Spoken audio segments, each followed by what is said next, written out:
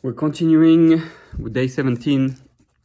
A Jew who, says Rav Tzvi Kook, his book, a Jew who was born outside the land of Israel, who spent his whole life in the diaspora in exile, doesn't know any other reality. He readily becomes a creature of the foreign culture which surrounds him. He becomes estranged from his natural connection to Israel. His sense of need for his own Jewish government or Jewish army or Jewish calendar or land is obscured.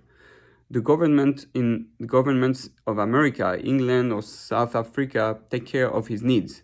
In the absence of Jewish nationhood, Gentile cultures and pastimes occupy a significant role in his daily existence. Thus, the redemption of Israel can become a secondary issue in his life. His life ceases to feel like an exile. And because of his alienation from the deeper aspects of Torah, his existence in a Gentile land does not feel unpleasant to him or to his soul. But technically, the soul being outside the land is unhappy, as if there is a void.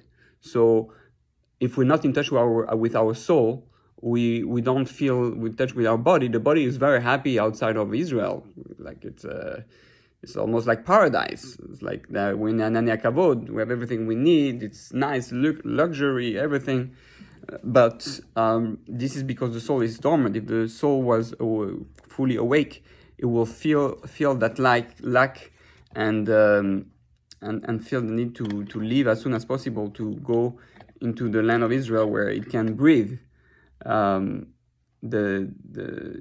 The air, so says Rav Yehuda Halevi in his book, in one of his songs.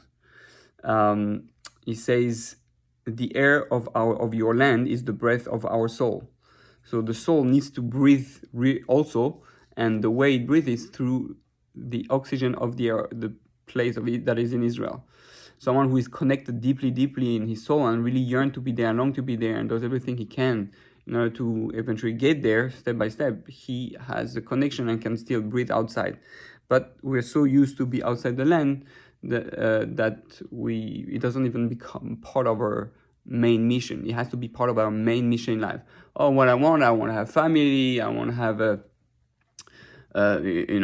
house. I want to become successful, and I want to come close to God. But if you don't include in that, I want to go to Israel, obviously you're disconnected from the ultimate goal. Israel has to be part of that. Rav Tzvi Yehuda wanted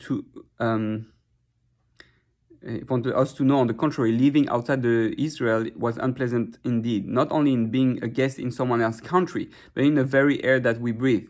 It is a well-known fact that the food we eat influences our internal being.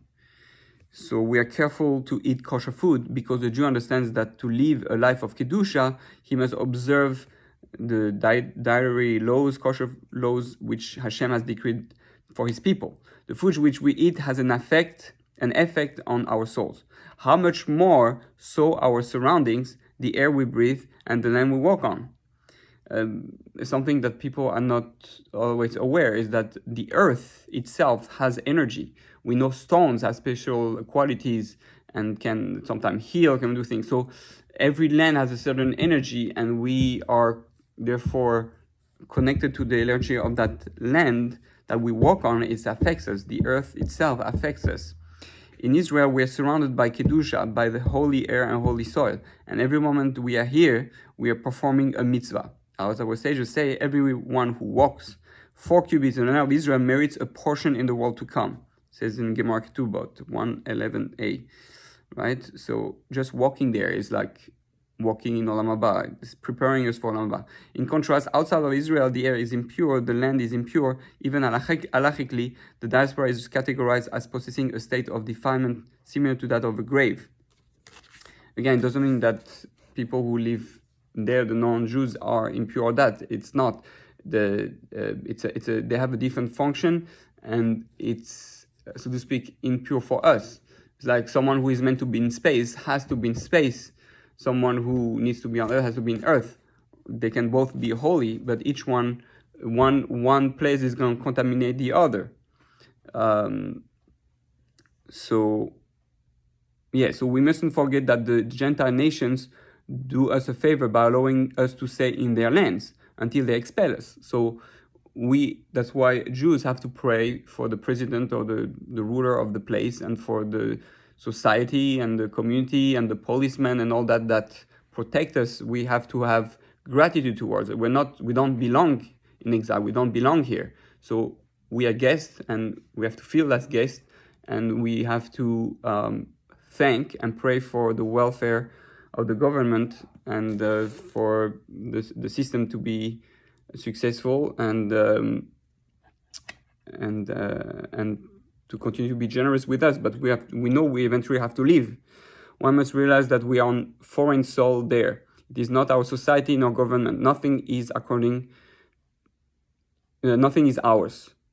Only in Israel we are at home with family, living according to our customs and our uniquely Jewish year, living in the place designed for our kedusha, for our psychological health, and even for our physical well-being. We must return to health and turn away from unhealthy, polluted places, from environments which are sometimes so polluted and disorienting that one forgets who he really is and thinks that it is normal to live among non-Jews. This is a tragic mistake. So may we all be able to, or be aware, at least be aware of that we are not at our rightful place, and God willing, get ready for our final move.